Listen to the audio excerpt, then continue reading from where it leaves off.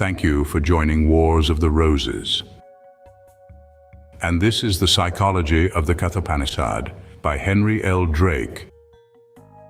An article taken from Horizon, the Magazine of Useful and Intelligent Living, Volume 18, Number 1, Summer 1958. The Psychology of the Kathopanisad by Henry L. Drake, Vice President of the Society. The Kathopanisad, one of the most fascinating of the Upanishads, records the account of a young man who, at the request of his father, goes to the house of death, ruled by Yama. This Upanishad is, in all probability, a part of the Brahmana, and belongs to the Katha Sakha of the Krasno Yajur-veda. Because of the Kathopanisad subtle psychological doctrine, it has long been of interest to sincere seekers. It is, as Max Muller notes, often quoted as an outstanding exposé of the mystical psychology of the Hindus. The story here related is that of the young man, Nachiketas, who learns from Yama, ruler of death, some of the secrets of the transcendent life, which extends even beyond the power of Yama. The young man's father, Vajrasravasa, desiring heavenly rewards, had given away possessions at an important sacrifice. When the gifts were being distributed among the priests, his son, Nachiketas, became filled with Shraddha, an attitude involving sincerity, humility, and a reverence for first principles and the nobler life. Shraddha is one of the basic virtues without which integration cannot ensue. So it is said that Nachiketas possessed and was possessed of those qualities sufficient to condition one for the deeper mysteries of life. Thinking of the life of discipleship, Nachiketas asked his father, "To whom wilt thou give me?" And the father replied, "Unto death I shall give thee." Now the father was a religious man, and this was his way of revealing that he would dedicate his dearest possession, his son, to a life of high thoughts, rich emotions, and good acts which psychological growth demands. But the young man wondered why it was that his father would give him to death. For in his youthfulness he did not realize that the secrets of the exalted life are involved with change, and hence with death and coming to be. Thus his father's command that he must visit the realm of Yama was not to be disobeyed. So to Yama went Nachiketas. Upon the arrival of Nachiketas, Yama was not present. There in his realm the boy waited without food or water for 3 days. Upon his return, Yama was informed that he had a visitor, a Brahmana guest, a holy one who should be met with peace offerings, since he had waited patiently and for a long while. Yama approached this son of Vajrasravasa, saying, "O Brahmana, as thou, a venerable guest, hast dwelt in my house for 3 nights without meals, choose therefore 3 boons." As the first of his 3 rewards, Nachiketas chose that his father would always be free from anxiety and anger, eternally cheerful, and recognize him upon his return from Yama's realm. Then spoke the god, answering his request, saying that upon the youth's return home from his place of death, his father, at the god's command, would be extremely happy and receive him well. Then said Nachiketas to Yama, "Thou knowest, O death, that fire, sacrifice, which leads to heaven. Tell it to me, for I am full of faith. By that the heaven seekers attain immortality. This I choose for my second boon." The concept of heaven seekers refers to the long life said to be enjoyed by the Buddhist saints known as devas, and not to that immortality attained by the illumined. Death replied that he well knew the fire of which the young man spoke, and would teach it to him. Know that it is the means of attaining the eternal heaven and the support of the world, and is dwelling in the heart of the learned. The god further explained that this fire, or spiritual sacrifice and dedication of the total being to principle, lies at the source of individual and universal existence, making possible all that is. Nachiketas learned well the instruction, thrice performed the fire sacrifice, and then, united with instruction, performed the necessary duties. This so pleased Yama that the 3rd boon was finally granted. The sacrifice above mentioned refers to proper attitude toward principle.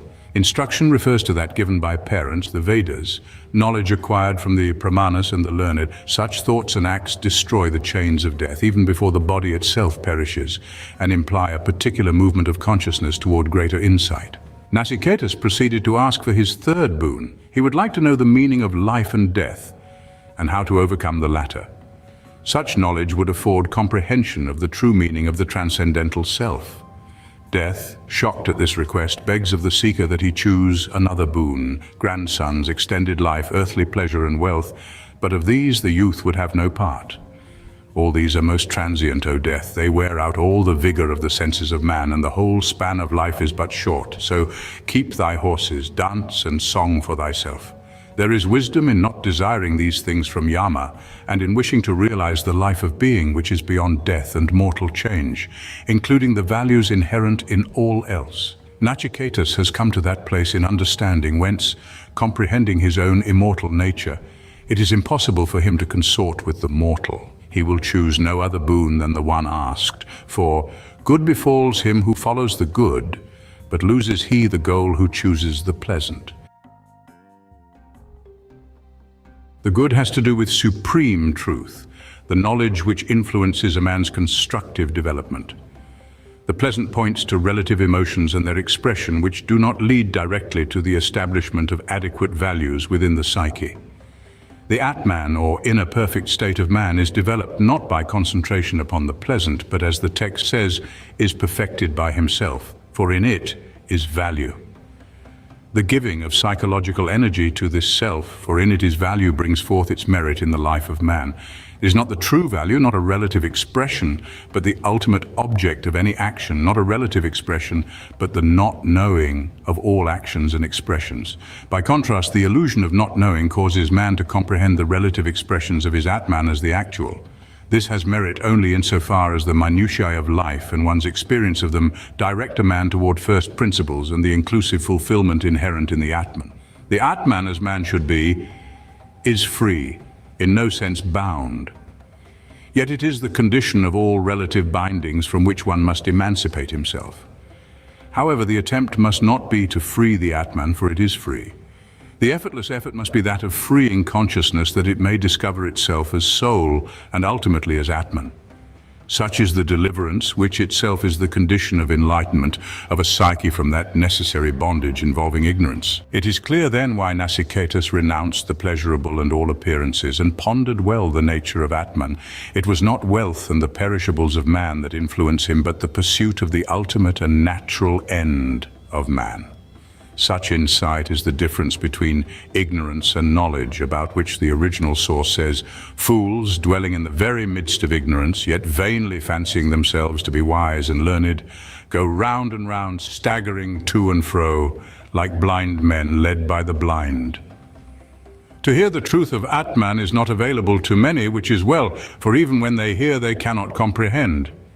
The source states that the teacher is wonderful and the pupil clever when the one can teach and the other be rightly instructed.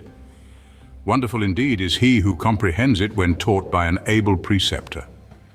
Instruction regarding the Atman cannot be comprehended if it be an inferior who teaches, for it involves the relation between existence and non-existence, between agent and non-agent, between being and not being, and the relation between the illusory and the actual worlds. When all contradictories are seen to be the one and the same, then does the understanding approach its own unity with self. This is the line of instruction given by Yama to the seeker Nachiketas. Such knowledge as received by him comes not from mere argumentation, not even from dialectic itself, which, at best, but directs to the goal of human existence.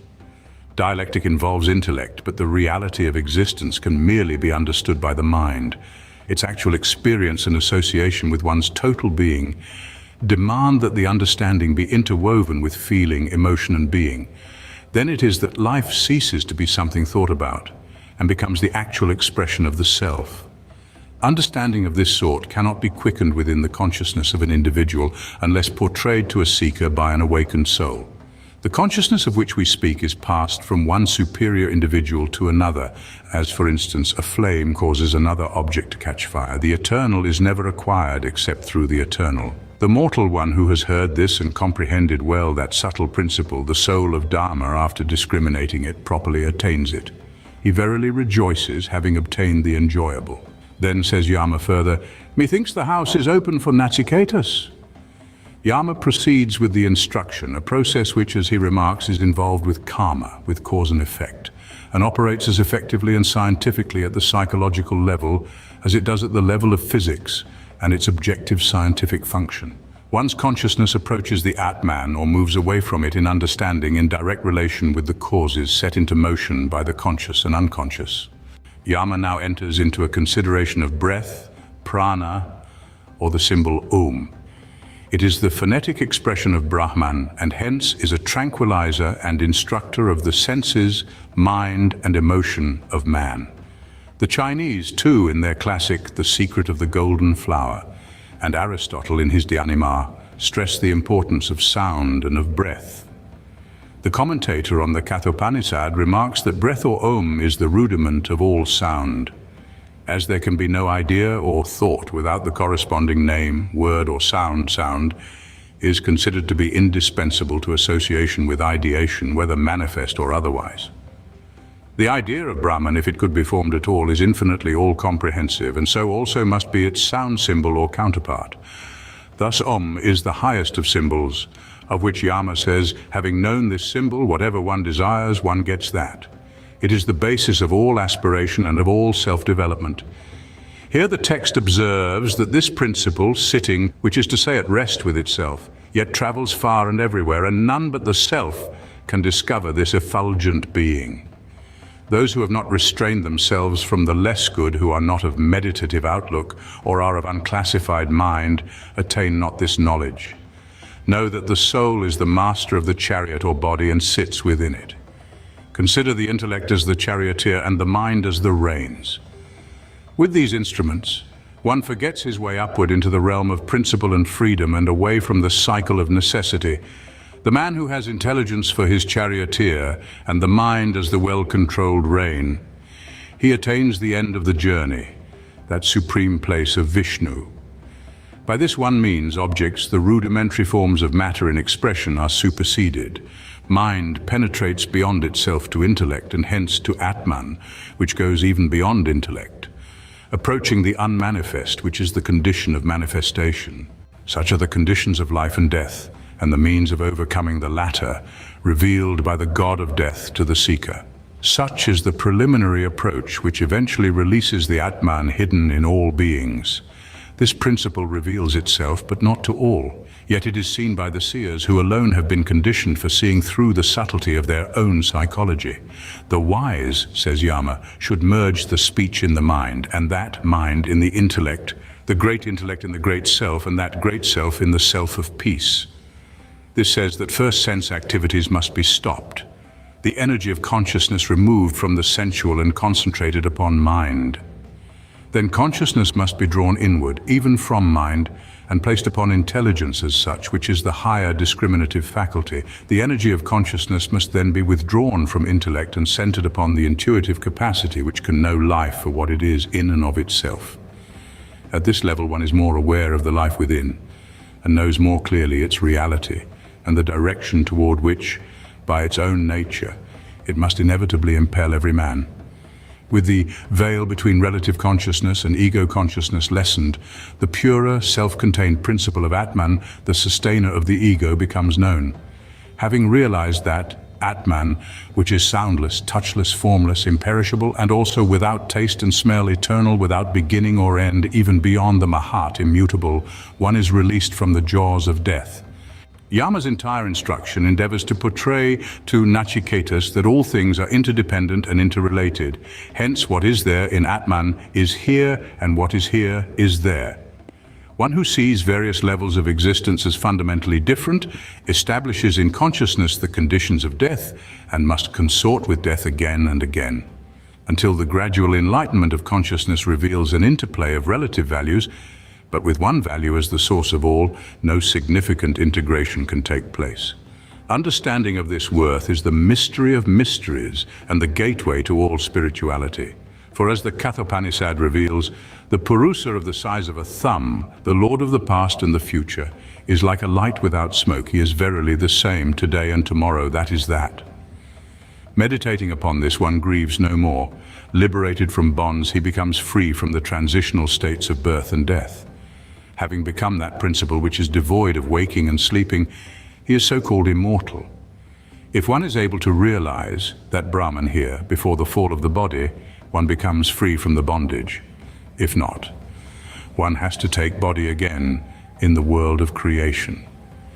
Nachiketas, having been instructed by the god in the knowledge and processes of life and death, attain Brahman, and as the scripture says, so will attain any other too who knows thus the inner self. Thank you for watching, and please don't forget to share, like, subscribe and comment. And if you can, please consider donating to Wars of the Roses. Links to PayPal and Patreon are in the description. Thank you so very much.